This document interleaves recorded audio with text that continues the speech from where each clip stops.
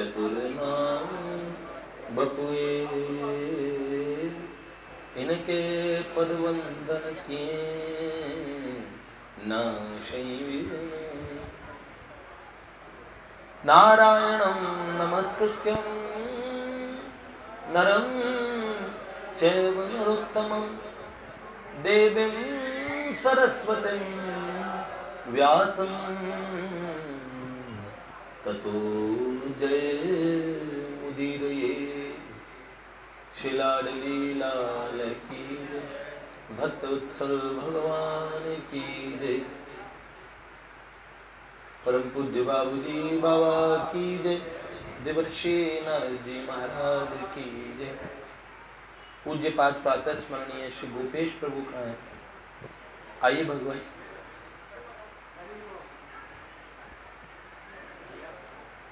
गोपाल भैया मेरे पास बैठे हैं, उनका स्वागत करते हैं। गोपाल भैया आपका,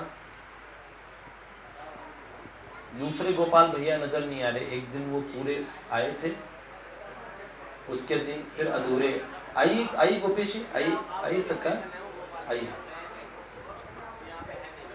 थोड़ा सा। गनु प्रभु थोड़ा सा इधर हो जाइए। किन की स्मृति में है? कल तो हमारे वाला अर्जी हमारी, कल तो हम श्रीनाथ जी के प्रागट्य करने वाले भगवान बल्लभाचार्य महाप्रभु जी के जीवन चरित्र में चर्चा कर रहे थे। थोड़ी सी आवाज और बढ़ाओ, सुन नहीं रहा मुझे। जय जय। नामनिष्ठ भक्त थे अभी राजस्थान में, और ये कितने साल पहले की बात है? अभी का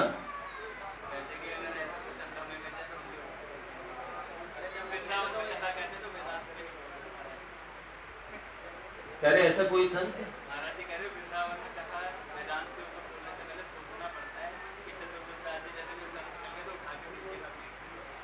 हाँ, राम राम राम। उन्होंने वक्ता को उठा के फेंक दिया। बताइए, घूसे भी पड़ा दे। बताइए,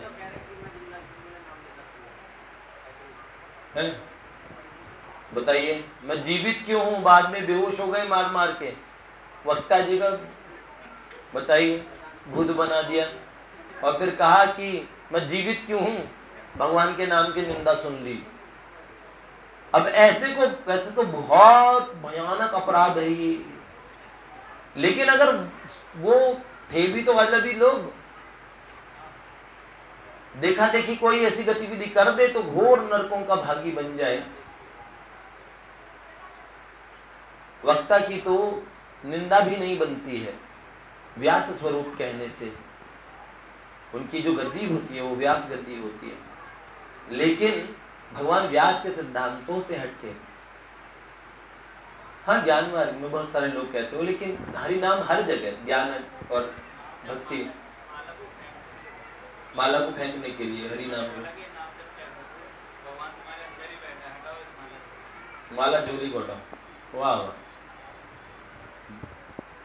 क्या पता भगवान कई तरह से इलाज करते हैं, तो भगवान भी सवार हो जाते हैं किसी के सर पे कभी कभार। देखिए, कल हम सुन रहे थे, परसों, भगवान का स्वधाम गमन। कितनी छोटी सी बात है। संत अपराध, भगवत अपराध, भागवत अपराध नहीं होने चाहिए। भगवान के वंश के लोग ही, बच्चे ही। एक बात बताएं, जिनके यहाँ रोज महात्मा आते हो वो महात्माओं की वैल्यू कम कर देते हैं। रोज हम संतों के साथ रहे तो संतों की कीमत कम कर देंगे।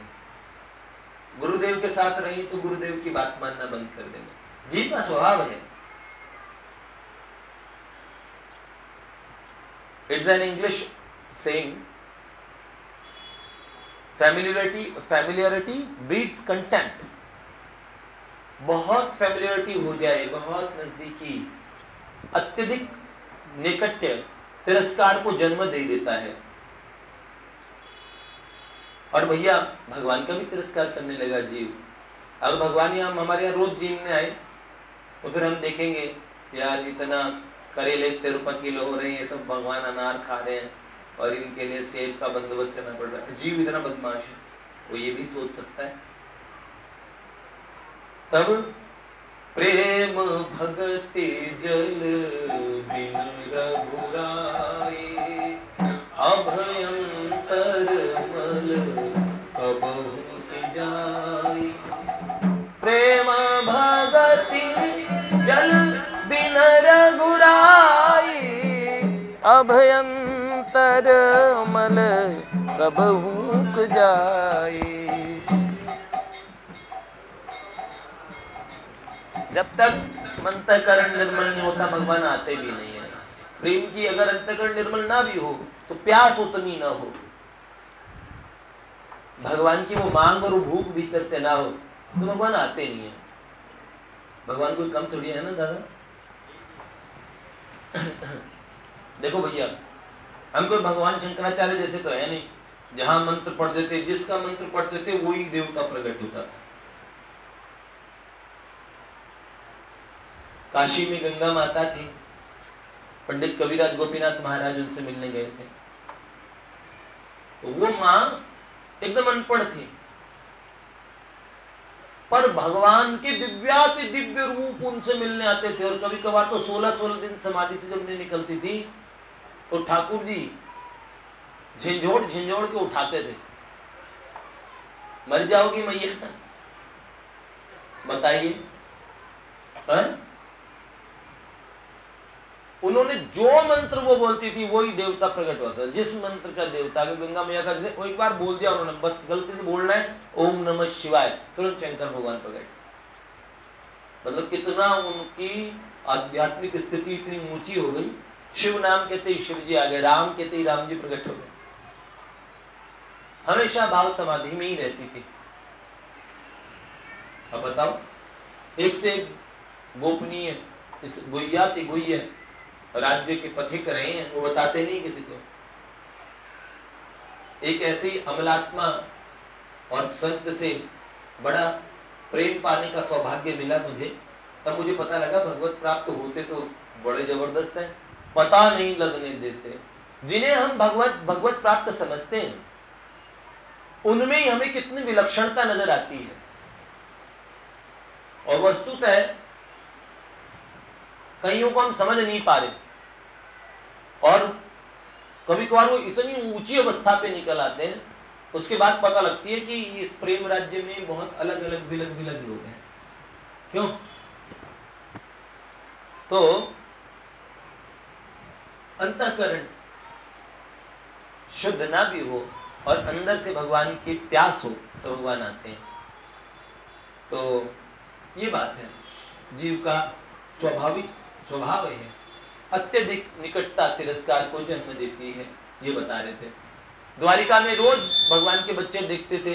ये तो दुर्वासा जी ने हम जानते, नारद जी महाराज। एक दिन सारे महात्मा द्वारिका के बाहर सत्संग कर रहे थे पिंडारक तीर्थ में, और वहां पे अत्रि थे, अगस्त्य थे, पुलह थे, क्रतु थे, महर्षि च्यवन थे, दुर्वासा ऋषि थे, नारद जी महाराज थे, संकादिक परमहंस थे। सारे महात्मा बैठ के, जब बाबा लोग बैठेंगे तो क्या करेंगे? अच्छा माहौल जब देखते हैं महात्मा क्या करते हैं? भक्ति करेंगे, सत्संग करेंगे। सब बैठ के भगवान की चर्चा में लग गए।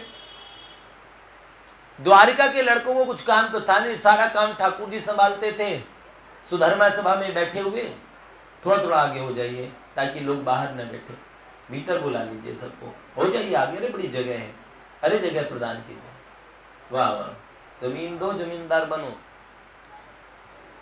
वाह वाह, आइए आइए आइए भगवान।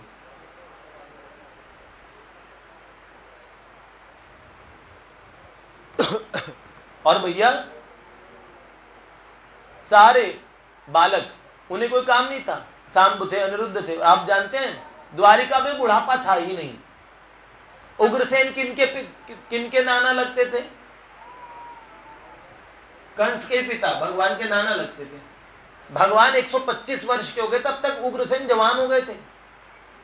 वसुदेव जी बूढ़े नहीं हो रहे, सब एकदम तरुणों की तरह, उनकी मतलब बुढ़ापा आता ही नहीं। ठाकुर जी की द्वारिका ही अलग।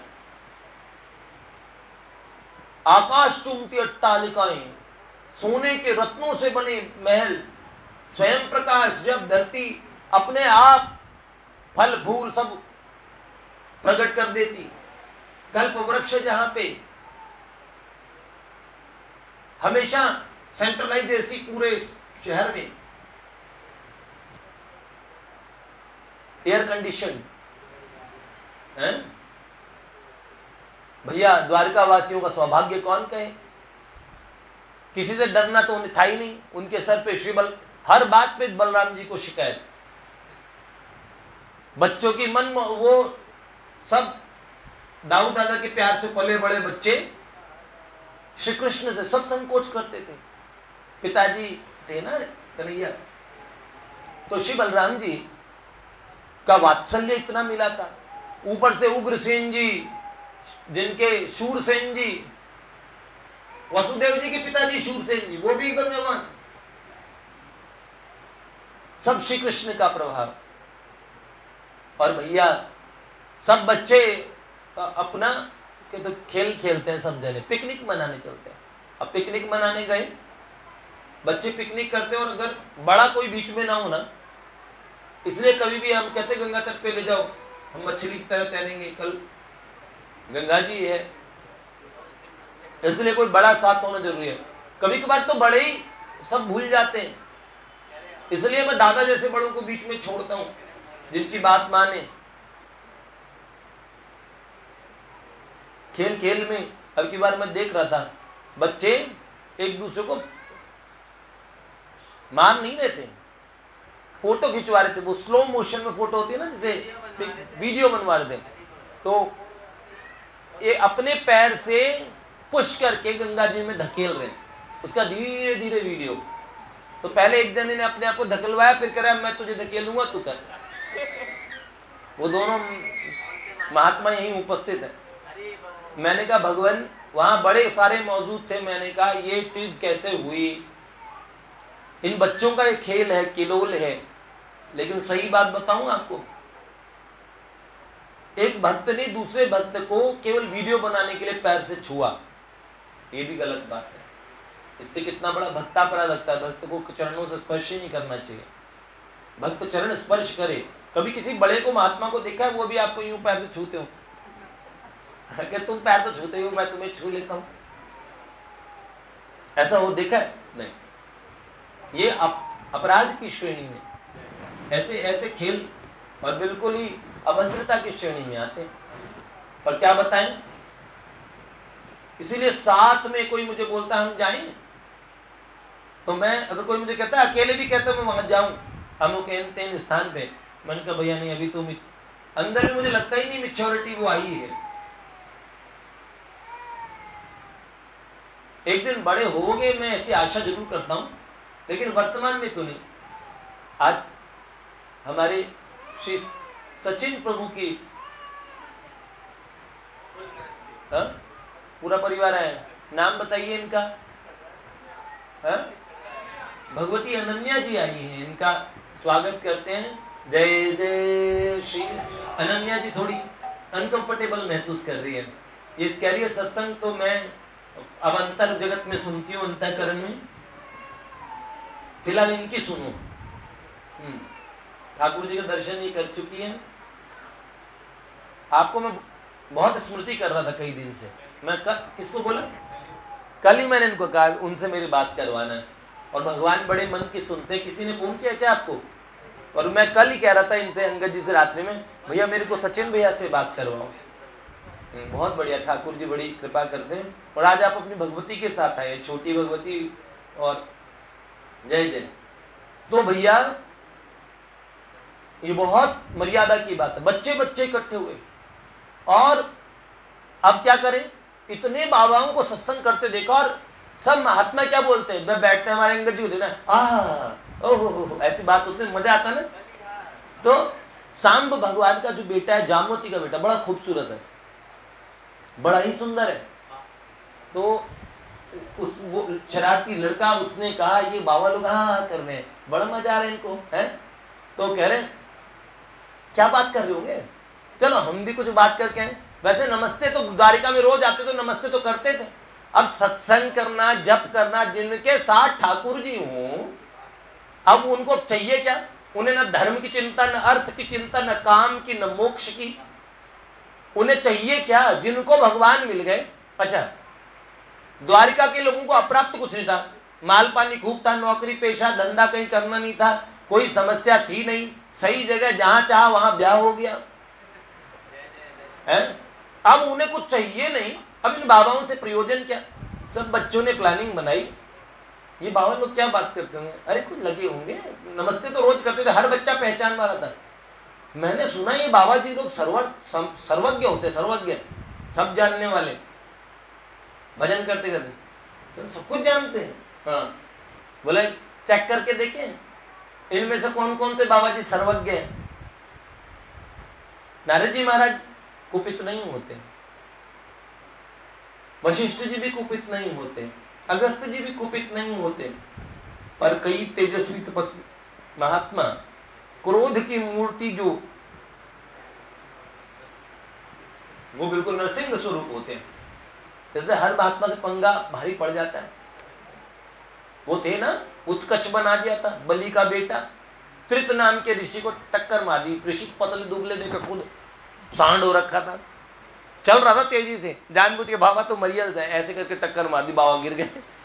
उन्हें कुछ अबे ऐसे सड़िया रहा है? जा तेरा शरीर ही गायब हो जाए, बिन शरीर का बना दिया। अब था वो और नहीं था, बॉडी नहीं, मैं करूं क्या? उत्कच। तो महात्माओं से हाँ भैया ऐसा किया, उन्होंने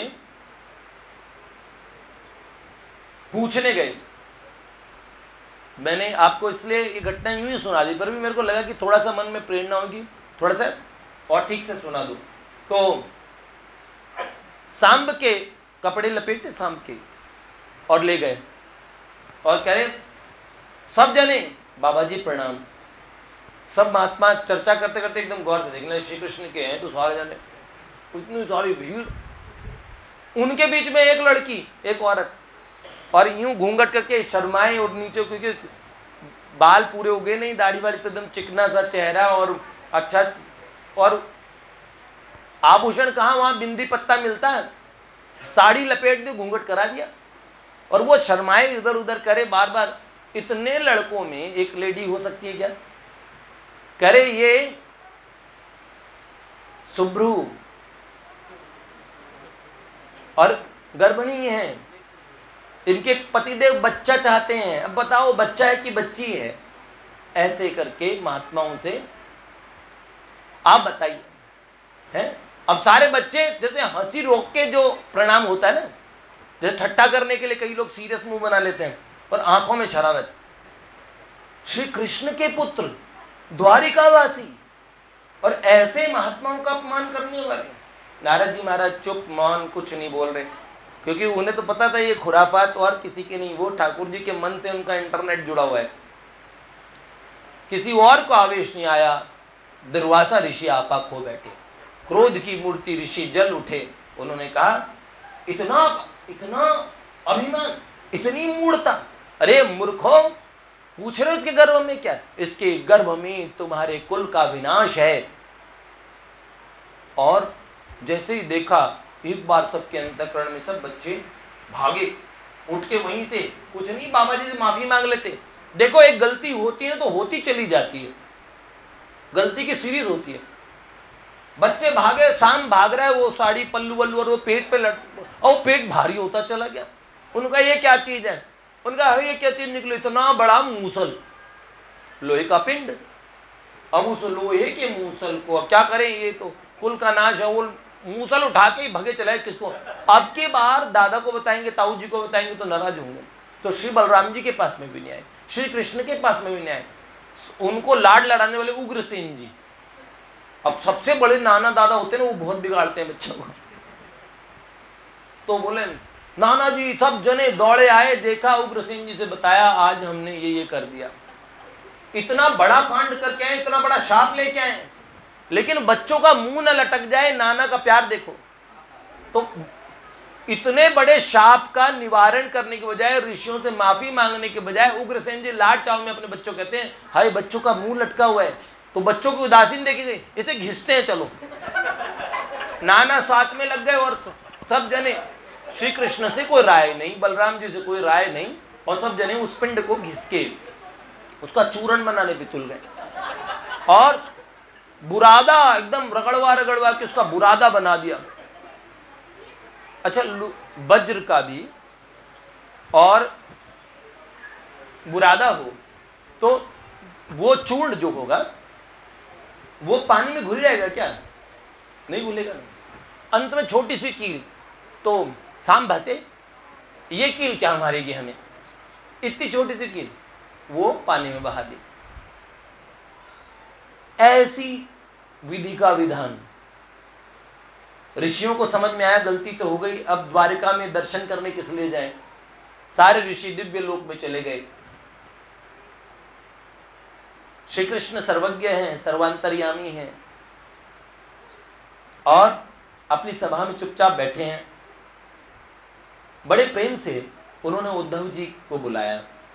उद्धव से कहा, भगवान के जैसे वस्त्र पहनने वाले उद्धव, सदा से जिन्होंने ठाकुर जी के ही वस्त्र को पहना, भगवान के वस्त्र, उतरे हुए वस्त्र पहनते थे, भगवान का जूठा ही खाते थे, भगवान की और प्रसादी वनमाला ही धारण करते थे, एक एक आभूषण तक श्री कृष्ण का ही धारण किया करते थे। अब ऐसे उद्धव जी श्याम वर्णीय श्री कृष्ण, कदाचित दूसरे श्री कृष्ण ही लगते थे, चाचा के लड़के भी थे और मित्र भी थे और भाई भी थे। उद्धव जी ने भगवान के श्री चरणों में प्रणाम किया और भगवान में गंभीर वाणी से उद्धव जी से बोले कि उद्धव, समय बड़ा विपरीत आ गया है। आप जानते हैं जिस दिन ये शाप होता है उसी दिन इसका क्रियान्वयन कैसे शुरू हुआ। द्वारिका में काल का प्रवेश नहीं है। काल घर घर के बाहर घूमता तो है लेकिन किसी को नुकसान नहीं पहुंचा पाता है। द्वारका की भूमि हिलने लगी बिना कारण से, आकाश से रक्त की बारिश हुई, सियारी ने ऊपर हू हू करने लगी रात्रि में, दिन में और रात में कुत्ते रोते किसी का पीछा करते हुए। गौ इत्यादि शुभ पशु हैं वो बाईं तरफ होके निकल जाते, गीध मंडराने लगे और देवताओं की मूर्तियां रोने लगी, पसीने निकलने लगे भगवान के जो विग्रह श्री विग्रह हुआ करते थे, और पताकाएं मंदिरों की गिरने लगी। द्वारिका में ऐसे अशुभ सूचक और ये उल्कापात हुए, धूमकेतु दिखा, ये अशुभ कैसे, जहां सर्व मंगलमय भगवान हो वहां ऐसा कैसे। और भगवान ने उद्धव को बुलाते हुए कहा, उद्धव अब ऐसा समय आ गया है और लगता है कि अब प्रस्थान का समय है। तब उद्धव जी ने कहा, हे करुणा में स्वामी, अगर आप स्वधाम जाने को इच्छुक है तो मेरे को अपने साथ लेके जाएं। तो भगवान ने कहा, असल में उद्धव मैं चाहता था उस निर्मल ज्ञान की परंपरा बनी रहे जो कभी मैंने ब्रह्मा जी को दिया था और ब्रह्मा जी से दिव्य लोक के ऋषियों तक रहा, लेकिन कालांतर में यहाँ क्षीण हो गया।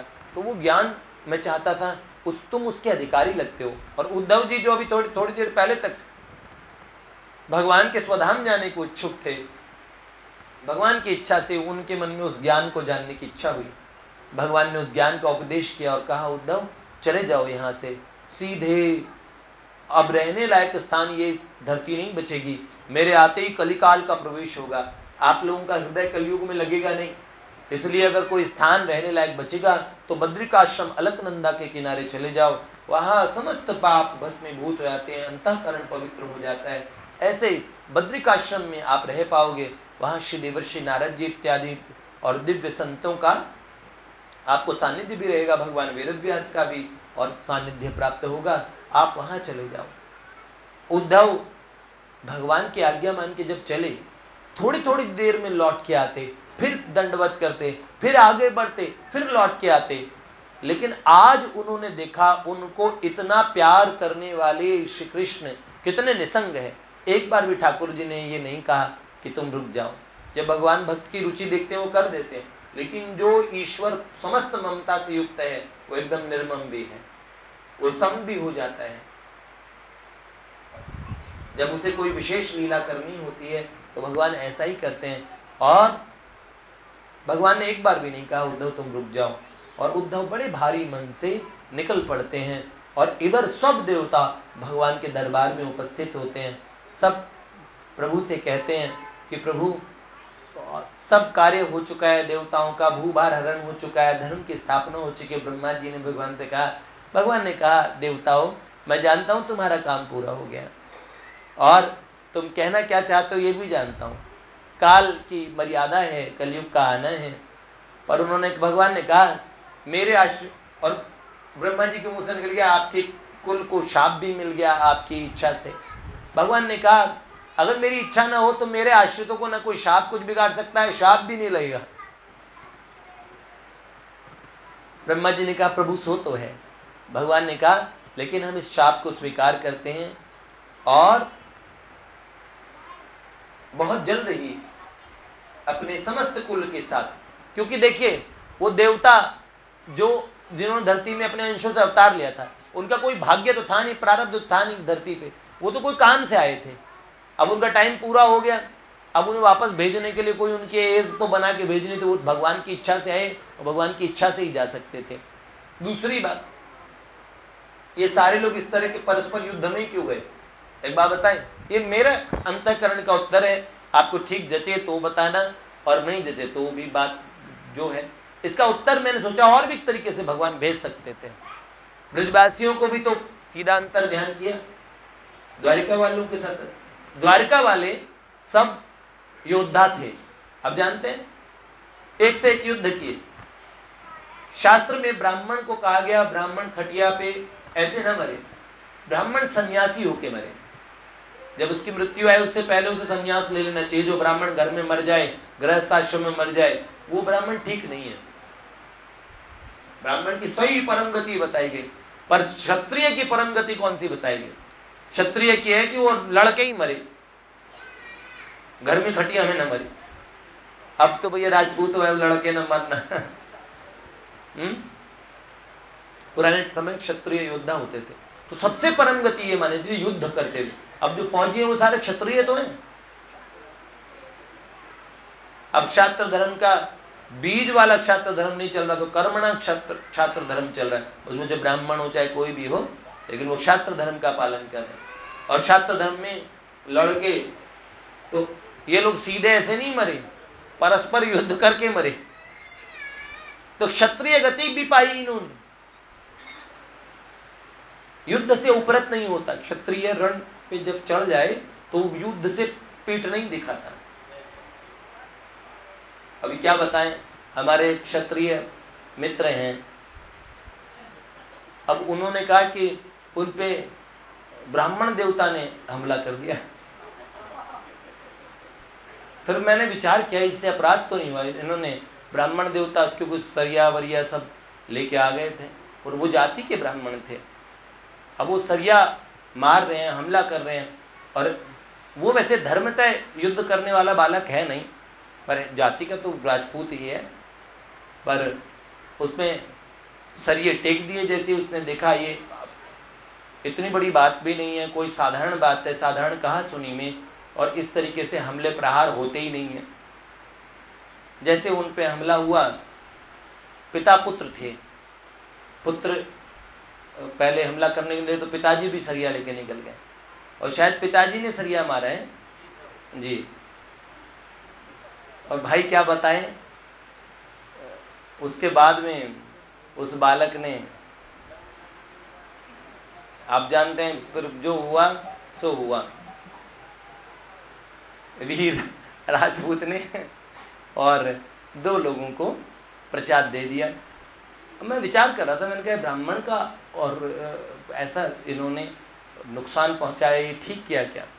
फिर मेरे मन में विचार आया, मैंने कहा एकादशी के दिन ये घटना हुई, आए कह रहे कि मेरे से तो बहुत गलत हो गया, एकादशी का वो करके आया, एकादशी की कथा सुना के आया, सब चीज़ और ये वो, और घर में, और ऊपर से ये ब्राह्मण देवता से। मैंने कहा देखो भैया, असल में वो विप्र भगवान हमले के लिए आए हुए विप्र भगवान थे।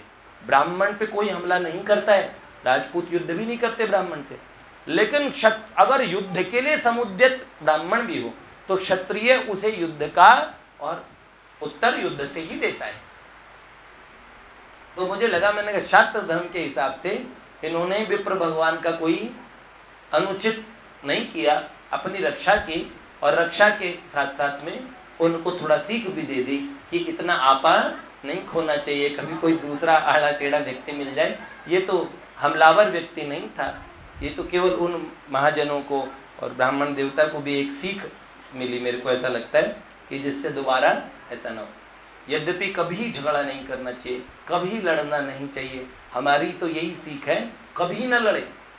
लेकिन हमारे पूज्य दादा, क्योंकि ये छात्र धर्म का इनका योद्धा है, इनका भी रक्त उबलता है, तो ये इन्होंने कल मुझे कहा, हाँ मैं ये कह रहा हूँ कभी न लड़े, कभी न लड़े।